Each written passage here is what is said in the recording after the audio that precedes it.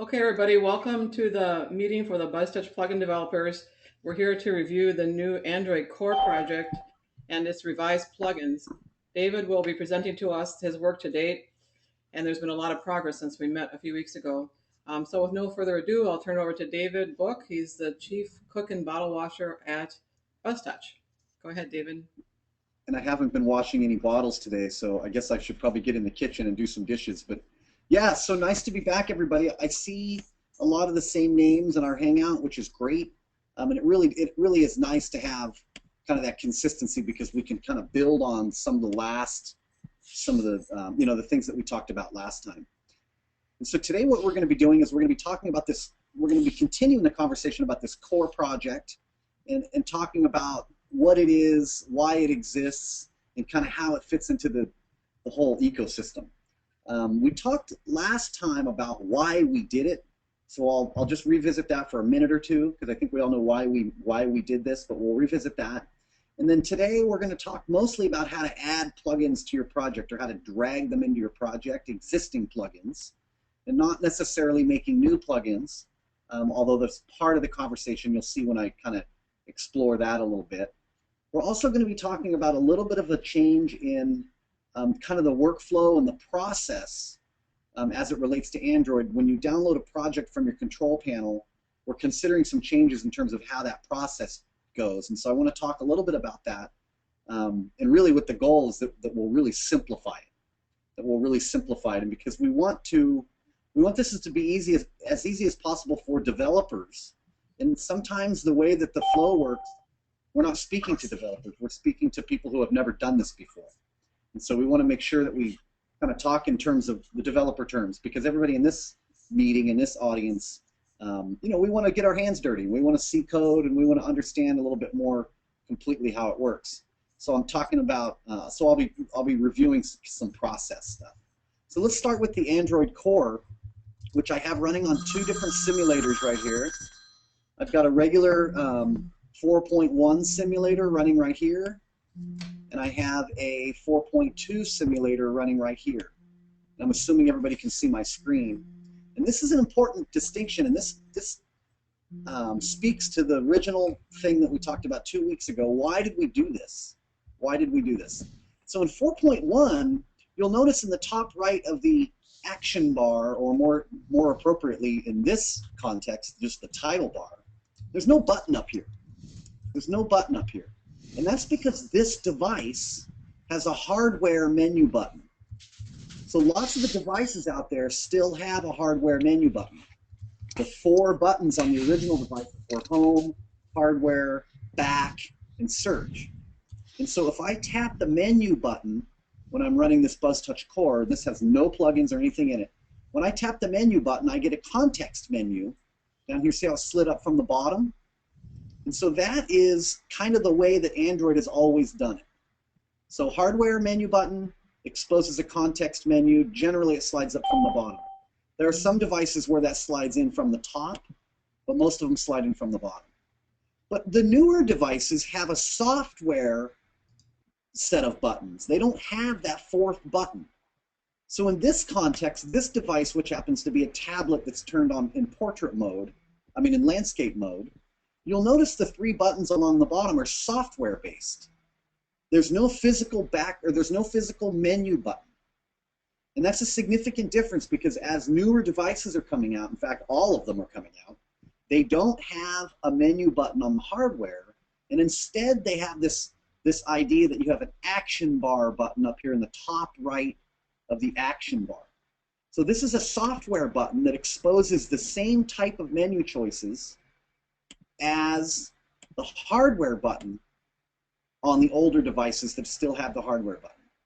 So it's important that we kind of all understand that because that's one of the main reasons that we had to update this whole entire project is because the older existing download from your control panels for Android didn't have any concept of this top bar, what we call an action bar. So the action bar, which is kind of the way that everything's working now, is an important part of the Android development process that we couldn't overlook. So we had to rebuild the project to support that action bar. And so the good news is that action bar support I guess is what we want to call it, allows us to do lots of cool things, right? So I'm really excited about it, and I do look forward to the day when there aren't any more devices with hardware buttons, because now those represent the old devices. And so if you think of a Galaxy S3 or a Galaxy S4, the really popular Samsung devices, they don't have a hardware button, right? If you think of all the Nexus tablets like I use, you're not going to see a hardware button, all these new devices. And so we're going to run this app in this tablet, and we're going to try to run it on this older hardware button-based device kind of at the same time during this meeting. Hopefully these emulators won't take up all of my memory or whatever. So we're going to start by bringing my Eclipse project kind of to the forefront. I'm just going to close all the files so you can't see anything on purpose so that we're not confused. And I want to show you how the core is laid out. And so I'm just going to show you a project as it's what I call collapsed. Nothing's expanded. It's all collapsed up.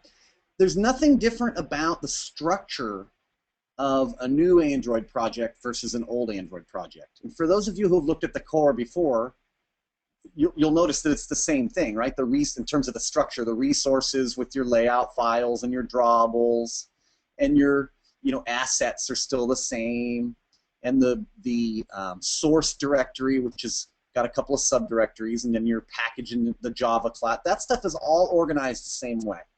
There's no difference between an old project, quote unquote, and a new project in Android. That has stayed the same. And so when you download a core project, an Android core project from your control panel, what we're going to be giving you is this. And so this is one of those kind of process changes I want to talk about a little bit. There are developers out there who don't want to use the control panel. They just want the project. And up till now, there's not been any really easy way to do that. It's been go to your control panel, build a big application, download the code, right? You have to go through all of these steps to get this project. And so we're going to start making it easier to just get this core if you want it. And so the analogy, of course, is WordPress. You go to WordPress, you want the package, just get it, right? You don't have to know in advance what you're going to necessarily do with it. And so we're going to start allowing people to download this package just like you guys are getting it early and helping us kind of evolve it. But this is what it is in essence. So if we compile and run this, I'll do it right now. If we compile and run this project, I'll do it on the simulator right here. This is what you get, right? It's the generic, quote-unquote, done, doesn't do anything, BuzzTouch core. So this is what it looks like. And so the next logical question is, well, how do I make it start doing things, right? I mean, if I don't have anything added to it, well, then it doesn't do me much good. That's one way to look at it. Another way to look at it is it does all kinds of good because you have something in mind that we don't know about. For example, you want to make a project that's not connected to the control panel. Great. For example, you want to make a project that doesn't use BuzzTouch plugins. You just want to make an Android project, you're a developer, and you know what you're doing, and you want to add fragments to it, great. There's nothing wrong with that approach, but you couldn't do that easily before. So we're trying to support that idea that grab the project, download it, and go to work, if that's what you want to do, if that's the path that you want to take. And so let's explore a couple of ways that we might do that. So right now, if I look at the BuzzTouch configuration file, you'll notice that it's darn near empty, right? It has no tabs, no menus, and one screen. Pretty darn simple. Pretty darn simple. And because we know how BuzzTouch kind of works, the item type of this one screen is called BT Plugin Success. That's what this screen is right here. That's what we're looking at. That's a plugin that I made. It doesn't do anything. It just says, congratulations, you've compiled the thing. And so that's a good starting place for people who want to start using this framework to start making apps. So let's add a plugin to it. Let's add a plugin to it. And so we know, people in this meeting, that there's several different ways that you might get plugins. One way would be somebody just sends it to you, right? One way would be to download it individually from the market. One way would be it comes part of a big package that you downloaded from your control panel. All of those things are possible. But we're just going to take it super simple and say, what do I need to make a plugin work? And so we'll take a super simple the most basic plugin possible. LA's saying add mine. Great, we'll add LA's, which is voice notes. I'm not sure if voice notes work on a simulator or not, but we'll give it a go. And so when you go to add a plugin, then there's going to be files that are necessary to make that plugin work. And one of the changes, I'm going to open up my Finder here. One of the changes that we are embracing is individual plugins. These are all a bunch of plugins that I have in a folder here. And if we look at LA's voice notes, there's 2 now folders that are related to Android that we didn't have before. Before we had one folder just called Source Android. So we've changed that a little bit. So Source Android activity in essence represents kind of the old way that we were doing it. Everything for Android was in this folder, and that was all the stuff that you needed to add to your project. The problem is if you've never done this before, you don't necessarily know where to put these files. Like, where does the XML file go? Where does the Java file go? What if there were assets, images, or audio, or other parts necessary to make this plugin work? You wouldn't know where to put that stuff. So the new way of doing things, and we're moving towards the future and kind of not worrying about the past too much, is your plugins are now going to be organized into a folder called Source Android Fragment.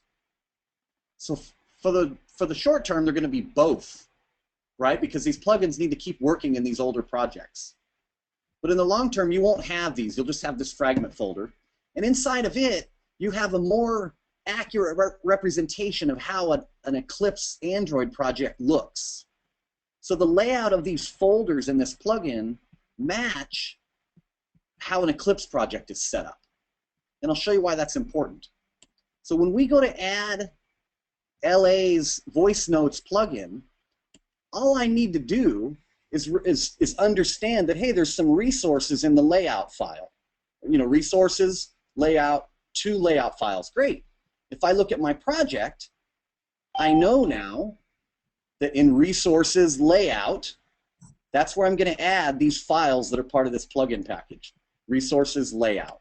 I'm going to take these two files, and I'm going to drag them into my layout into my project. So the folder name in the plugin package matches the folder name in the Android project. Same thing with source. Source, com, BuzzTouch, here's my Java files. So source, com, BuzzTouch, here's my Java files in my project. So I can drag these in now. So what I'm demonstrating to you here is that the structure of a plugin package matches the structure of an Android project. And that's very, very important because it helps me as a developer understand what somebody's made that I'm going to try to use in my project. So you might be asking yourself, okay, that's cool, but you showed me a folder with, you know, dozens and dozens of plugins. It would take a significant amount of time and be a giant pain in the rear to add all of these individual files. Right? We all know that. In iOS, you can just drag the whole folder in. But in Android, they have to be in certain locations. So if you're doing this with one plugin, that's easy. You just put the layout files in the layout folder, the source files in the source folder, the drawables in the drawable. It's very easy. But if you have a bunch of plugins, it becomes more difficult. So the good news is when you download a project from your control panel, the plugins will be packaged kind of all together. Right? So all of the plugins Java files, for example, will be in the Java folder, like this. And all of the XML files will be in the resources layout folder, like this. That way you can just drag all the layout folder files in, all the Java files in, all the images, and you're done. And so that's a significant difference than how we're mysteriously doing things today, right? People don't understand how it's working today, and we're trying to clarify that when you get a plugin, how to take advantage of it. So I just wanted to show you that when you are working with a bunch of them and you get them from your control panel, that they'll all be packaged up for you with the goal of making it easy to add. Easy to add. So that's a significant difference. David? Yep. That hasn't, what you just did, that hasn't changed though, right? Well, it has changed a little bit. It has changed a little bit because if you looked at a plugin today from the market, and you looked at what you got from the market right now, everything would be in one folder. You'd have the layout files, the images, everything for that plugin is in one folder. Does that make sense? Yeah. The Now, fragments. don't confuse that with downloading a package from us that we moved it around for you. When you use the control panel to package up a project, it moves all that stuff around for you. Okay, that's what Right. So I'm just explaining how the structure of a plugin is made, because lots of people don't want to use our workflow on the control panel. They just want to start with the core and start adding plugins. I got you. So that's what we're trying to demonstrate is. This is a whole lot easier to now to actually do that. To do that before, it was really, really challenging. It's really, really challenging. So anyway, we added LA's plugin. Now, if we compile this project and we launch this thing, it's actually already running. Let me send it to the back so it's not running. If we launch this project, we didn't change anything in terms of how the thing works, right? We just added the plugin files. We didn't make it the home screen. We didn't make it necessarily do anything, but we added the Java file and the layout files and everything related to LA's plugin, and now we're launching this thing, and you'll see that it's not going to look any different because we haven't used that plugin, so to speak, but we did show you how easy it was to just drag it into the project. And so we'll let this thing launch. These simulators are so slow. It's crazy. And you'll see that we have everything that it takes to run just like we ran before, but we've added some additional things to our project. So we're going to make LA's screen the home screen now. So let's copy this screen object here, and we're putting this in the screens array. And LA's plugin is called LA Voice Notes. The item type, remember we drug these in, you see on the left, these are the files that we added. So the item type matches the class name, LA Voice Notes. We'll give it a nickname for fun, Voice Notes. We'll see if it's going to run on a simulator. I can't remember if the recorder, I don't know if the microphone on the simulators are there or not. Record audio. So this is the home screen now because it's the first screen in our list. And if we compile and run this now, what we're going to have is LA's plugin is going to be our home screen because we added the Java file, we added the XML file, and we manipulated our configuration data to instruct the BuzzTouch core to show it first. And so that's all we've done. We'll do the same thing with Splash, and I'll show you kind of how easy this can get, kind of how quickly it all comes together. And so what we have now is we have the BuzzTouch core is loading just like it always does. And let's see if I can do this without running out of memory. There we go. So we have his plugin. Uh-oh, my screen is messing up here. So we have his plugin running as the home screen, and then the title's changed, right? This is now the home screen. It's the launching point. LA might be noticing this timer we put on here. I kind of made a little add to your plugin there. When you're recording, it's showing you how much time has elapsed, which is kind of cool. So let's run this exact same thing on the tablet and see how it looks on the tablet.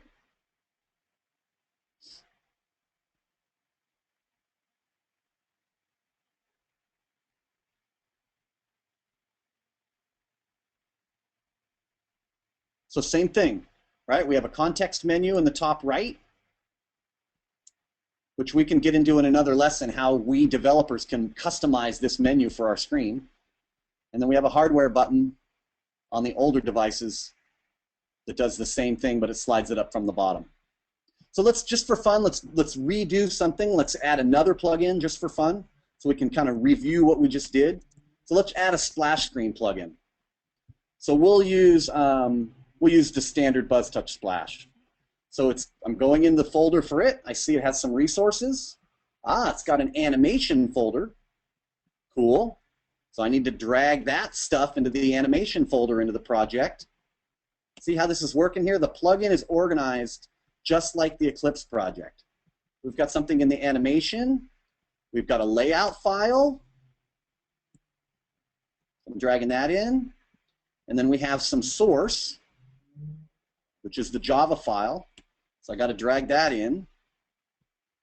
Goes up here. So now those files are all in the project. So of course I need to set up a splash screen. In our config, we'll call this 002. So this is a BuzzTouch screen splash. We'll give it a nickname. There is no navbar title text for a splash screen, but that doesn't matter, so we'll just leave it that way. And then in our theme, we need to use the splash. So splash screen item ID is 002. And now because we have a splash screen, the BuzzTouch core is going to start with the splash screen when it launches. And then it's going to transition to LA's recorder screen because that's the home screen for the app. Just like that. I should add too that So- you saw the animation there, but it's not jerky. It looked jerky to me from my screen, but it doesn't. It's not jerky when you run on a device. It probably wasn't jerky. Yeah, it on runs your pretty screen, smooth. David. It runs pretty It's smooth. just the GoToWebinar weakness. Yeah. So anyway, we have a bunch of plugins now, just like we had before. And we're going to take a pause here and kind of review what we just did. That only took 20 minutes. We have a bunch of plugins, and if you deal with them individually, it's really cool because they're individually organized the way that your project's organized. If you are going to get a group of them, like when you're using the control panel, or maybe you want to manage them all together or something like that, well then we can package them up to where all of the assets and all of the resources are all in the same folder to make it easier to drag them in. That's all we're doing. And you might notice, I don't know if you've read the readmes that I've made that are in this project, but you'll notice that the assets now related to each plugin, we're going to try to start getting better at how we name things. So for example, the CR menu advanced, that's the layout file. But if I asked myself, well, what are the images for this? What is the artwork for this plugin? Well, if you named it weird, it would be hard for me to know as a developer what goes with what plugin. So if you go to the drawables section now, there's all kinds of art in here, and if I look for CR menu advanced, you'll see that the beginning of the file name matches the name of the plugin. So it's very, very easy.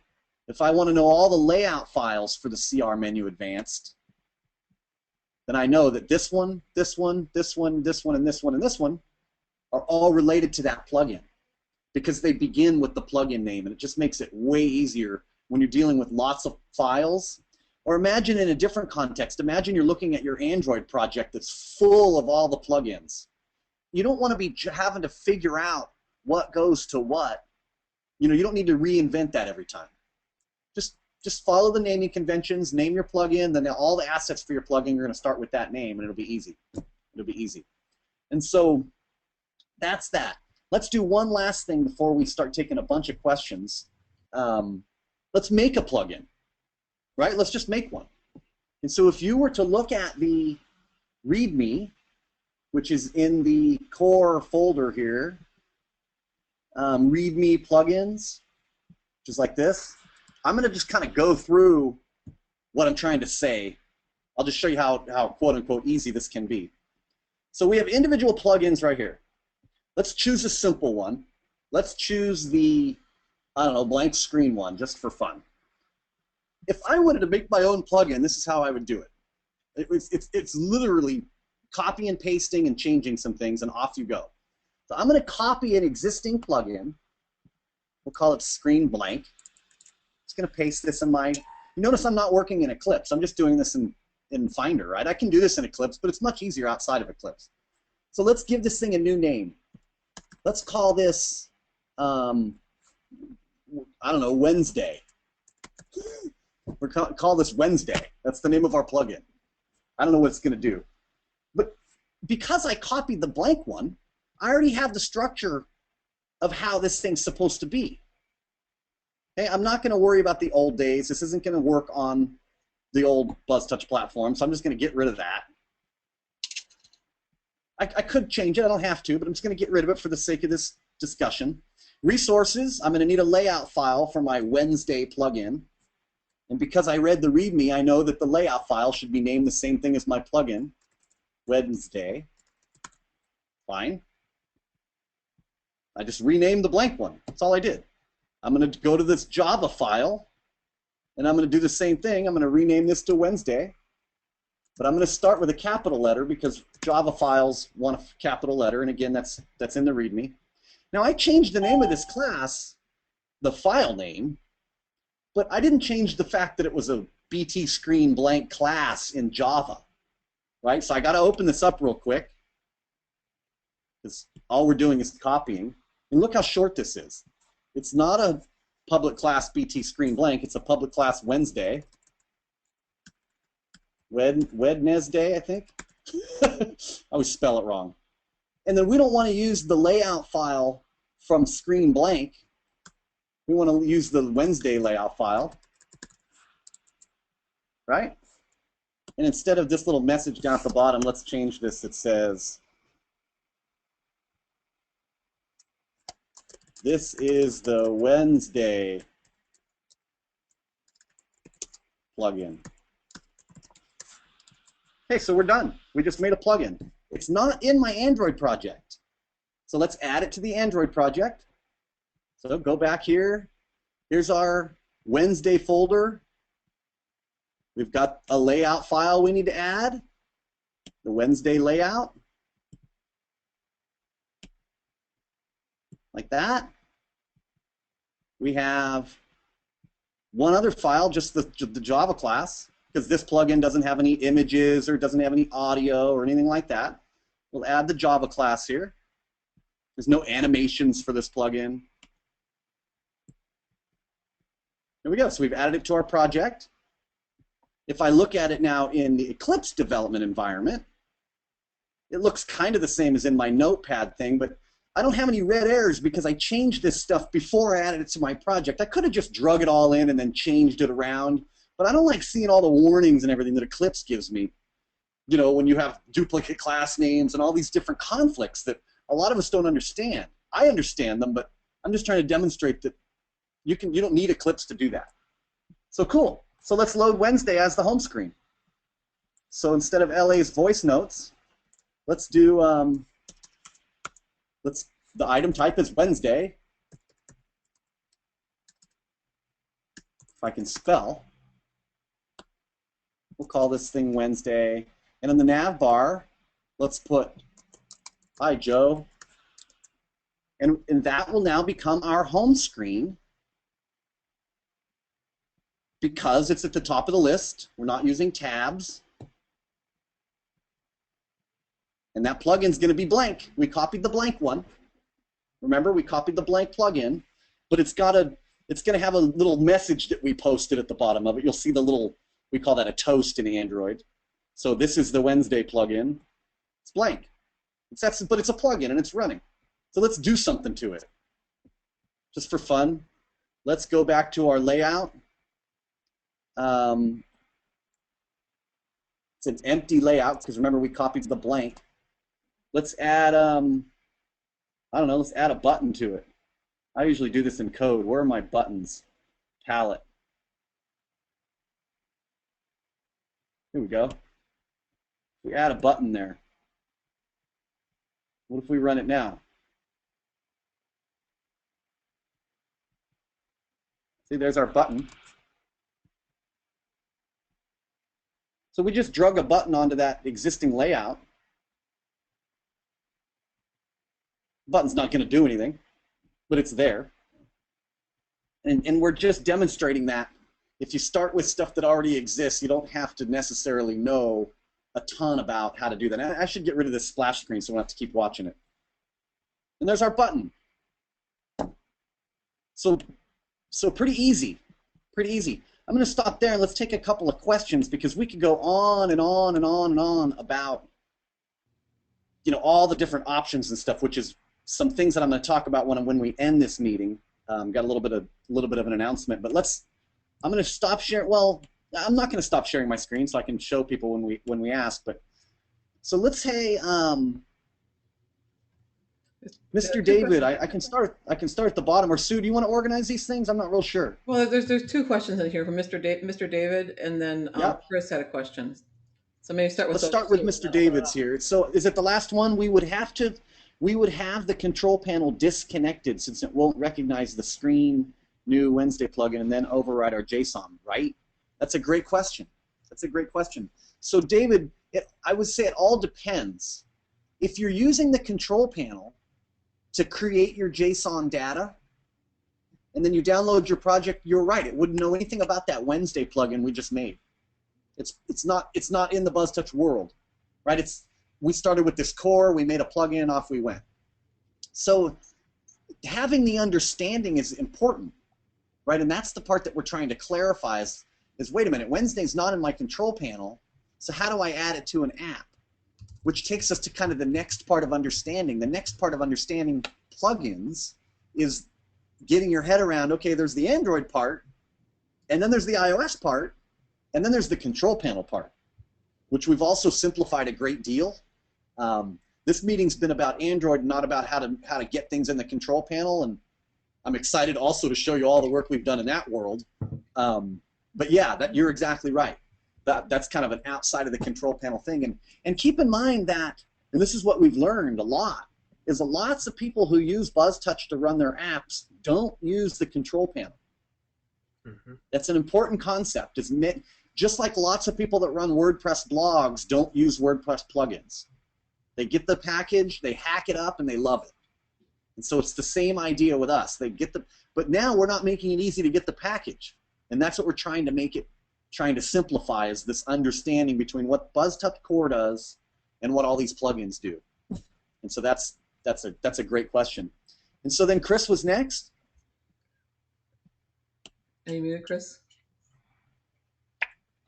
He's probably just being tight. Maybe Chris can't talk. But he says, so when we create a plugin, do we need to create all the subfolders to add our files into, or do we still put them in the source Android folder?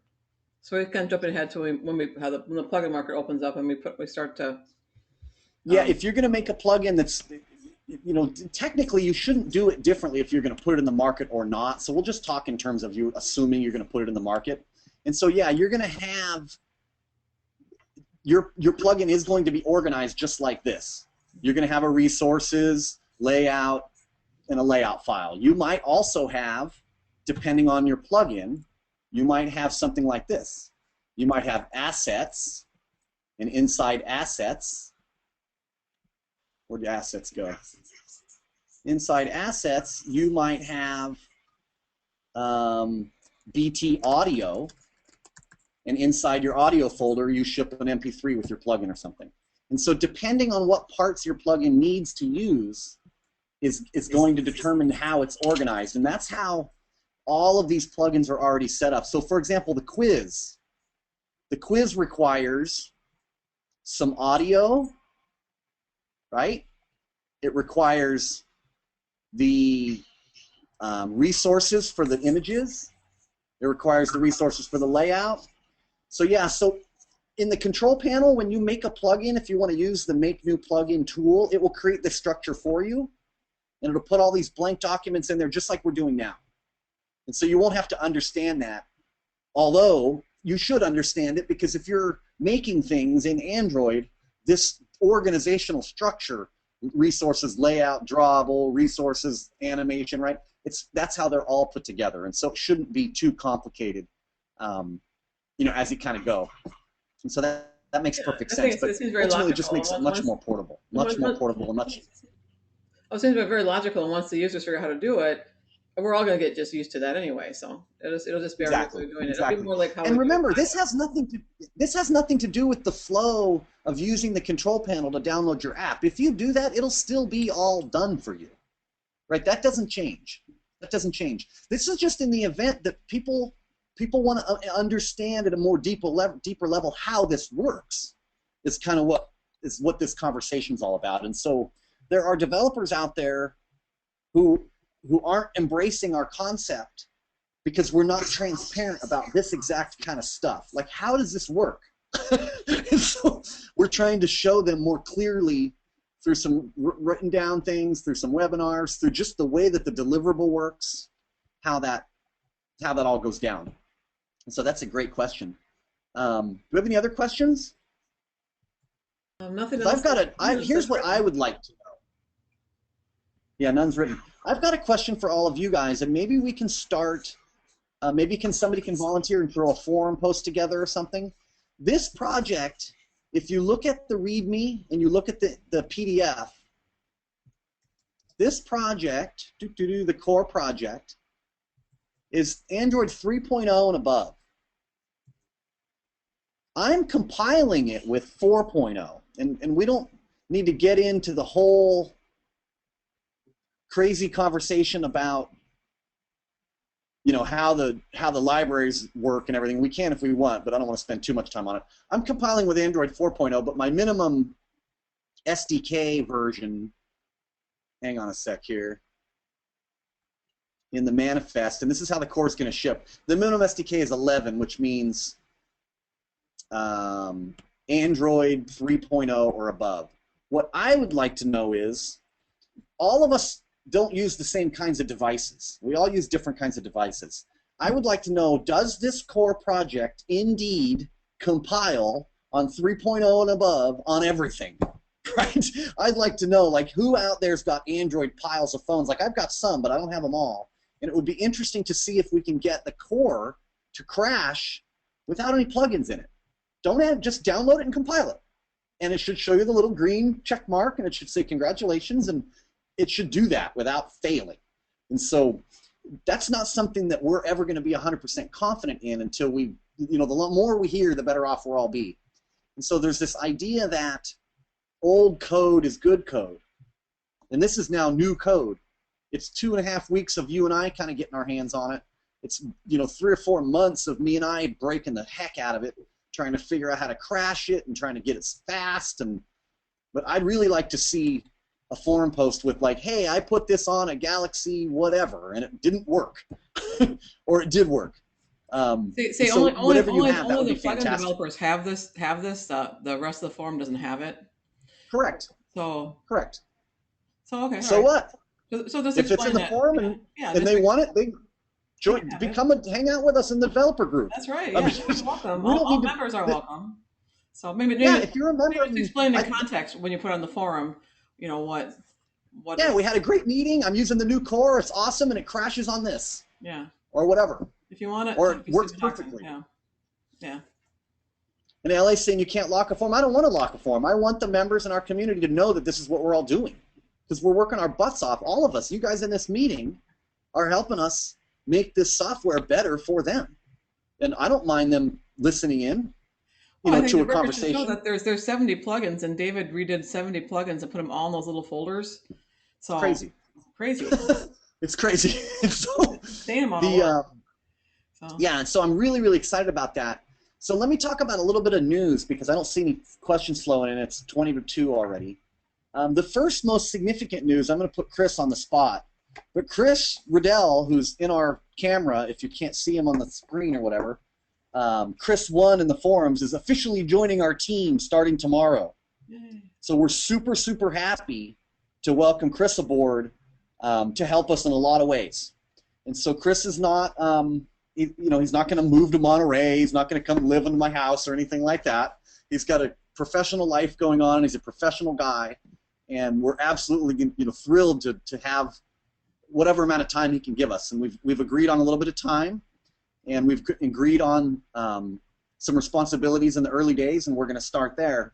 And so he's going to start tomorrow helping. I'm not sure when we'll see this in real life. Probably be a little while, but he's going to champion and take over all the documentation for this project that we have. BuzzTouch Core, iOS, Android, the control panel, all of that stuff. And in essence, kind of own and champion this developer portal that we've been working on. And so we're really, really happy about that. We know that he's got thick enough skin to kind of take some critique from the audience when he doesn't do something right, and we're just going to go forward with it. So we're really, really thrilled. And I think that aside from being good for Chris, because we think this is good for Chris to kind of get more involved in a more serious way in terms of his career. This is fantastic for our audience and our members. You know, we need people like Chris to help us, and I'm really, really excited. And so send him an email, give him a shout out, do whatever. We're excited. The other announcement is, it's not an official thing. It's just kind of some insights as to what a lot of these meetings that the leaders and I have been having relate to the message that we send when you land on the BuzzTouch.com homepage. And we've really, really struggled since the beginning, really, to explain what we do. It's hard to explain what we do, and I believe that most of you in this meeting have ran into the person who says, what is it? And you're not really sure what to tell them. You probably say it's an app builder. You probably tell them it's a community. I don't know what you tell them. But if you're like me, you kind of trip over yourself a little bit because it's hard to know what the heck is this thing. So we have some pretty significant plans that are going to manifest on the homepage and not in the not too distant future that should really clarify what this is. And this BuzzTouch Core is kind of a hint in terms of what we are. And so we're gonna give this to you guys, let you download it. Sue's gonna leave this link, this downloaded link. It's live now, right? They can get this now. Is that right, Sue? You mean the link for the core project or for the Dropbox? Yeah. Oh, yeah. Yeah. I don't necessarily mind non-BuzzTouch developers getting their hands on that. There's nothing secret about it. Yeah. It's open source world, right? We don't mind that. But what we want to be sensitive to, in other words, if you want to share the link or whatever, I understand. Yeah. But what we want to be sensitive to, and this is really, it's a balance, is if lots of people get the core who don't understand what it is, and they don't understand its purpose, then you just have lots and lots of questions. And so we get kind of flooded with, it doesn't do anything. It's like, well, wait a minute. You're not sure what you even have. And so until we have this kind of documented and written down, it's going to be tough. Now, I did write a pretty well-written PDF. I wrote 3 different READMEs to try to help people get their head around what this is supposed to be. So maybe I'm wrong, and maybe people will appreciate it for just what it is. But I don't mind. I guess the answer there is I don't mind if you share the link, but we don't want to brag about it. We don't want to plaster it all over the internet for a while. And so, but you don't need to worry if somebody finds it. It's for testing, and it's for totally. We probably say a couple more weeks of testing, and then we'll make it.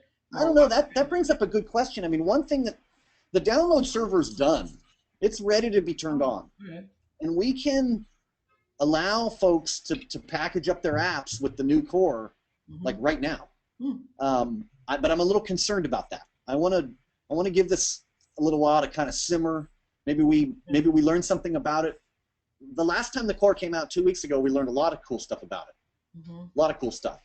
And we made some improvements over the last 2 weeks, right? So that's going to keep happening, and that's always going to be the case. I'm not concerned about it permanently. I'm just saying I'm a little anxious, to put it on the download server, because there's lots of apps that go through that download server, and people need to get what they expect. I don't want the thing to be butchered.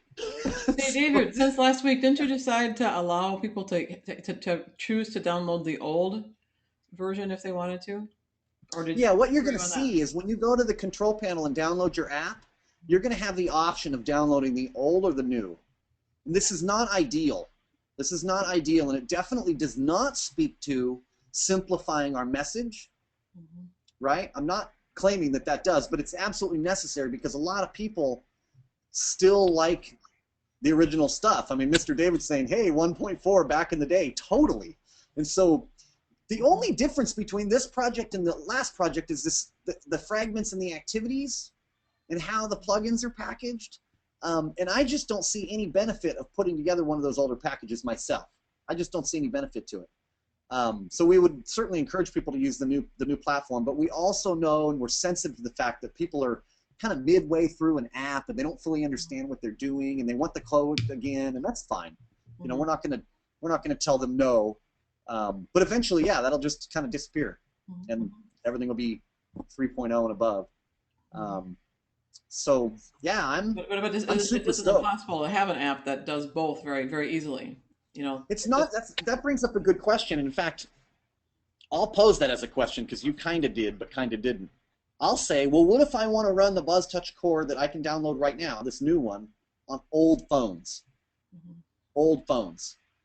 And you might run, you might run into this stuff, when you're in the wild or whatever. And so here's the technical answer. The question is, can I? And the answer is no. Period. 3.0 or above. A ninja might say, well, wait a minute. I saw this thing online that said you could use fragments and action bars and all this other cool stuff all the way back to 2.2, support libraries and all this kind of stuff. And I would say, yeah, you did. So let me explain this a little bit. If David, professional developer, took the Android Core that we deliver right now and wanted to make it work on older devices, I could. It would be a pain in the butt, but I could do it. And the way that I would do it is I would introduce third-party libraries to my project that allow things like action bar support for old devices, that allow things like fragment support for old devices. There's projects that exist right now that are specifically built to do that. One of them is called Action Bar Sherlock. Not sure if anybody's ever heard that term, but that's why it exists. It's an independent project by a guy named Jake, who's built this crazy cool library that you can drag into your project and support. So there's possible ways to do it, but each thing that you do to make it work retroactively on these older devices makes the project significantly more complicated and further from kind of true Android. And so we're trying to deliver a good, high-quality, pure Android app project because we think that that's what most people want. And if they want to start changing it around to make it work on, I don't know, what do you got to do to make something run on a Amazon Fire, right? Of course it's possible. It's an Android app, but we're not going to deliver it with all these crazy add-ons, and we may or may not document how to do that. Does that make sense? So that's kind of what it's doing. That reminds me about the Google Play services, and do you want to show us how to do that? How to hook your app up to Google Play services? Yeah, that's a good point. Let me get to A-Train, because A-Train brings up a perfect, exactly the conversation we're already talking about. A-Train's saying, I've been using fragments since 2.0. You just have to add the Android 4.0 support jar. He's totally right. And that speaks to exactly what I'm saying. Yes, you can do it, but it's another level of understanding that most of our audience doesn't have. It's another level of understanding that some of our audience is totally capable of doing. So backing up, can I run the new Core on old phones? I said no. The way it is, no. Can you change it and make it run on old phones? Of course you can. It's open source. Do whatever you want with it. And so, yeah, you can. It's just not been built with that in mind. It's been built with Android's current approach, design principles, standard operating kind of deal straight from the makers of Android. And so A-Train's totally on the right track. And in this kind of maker world, we're thinking about that decision. We're thinking about the masses that use BuzzTouch. That would be right. It was making it too complicated to try to make it a part of the standard offering. I think that this would be an opportunity for developers to actually help people with that if that was important to them. Exactly. Yeah, that's a great point. And think of the significant difference between saying this: download your project, open it in Eclipse, hit compile, versus download your project, open it in Eclipse, add the support library jar, drag in the resources in the project for the Action Bar Sherlock, create a library binary link reference in the properties, clean the project, search for the errors, and then compile. Right, huge difference. So, we, people like you and I, we don't mind that fun stuff. A-Train, right? Rock on, right? It's fun. But as far as what we're trying to deliver, it's a bad idea. Hi, Jake. Jake's at the gym, it looks like. So that was the logic there. See, I think I'll turn off the recording so that because that'll make it shorter for people that are watching later. So turn off the recording, then we'll get to Mario's question. Okay.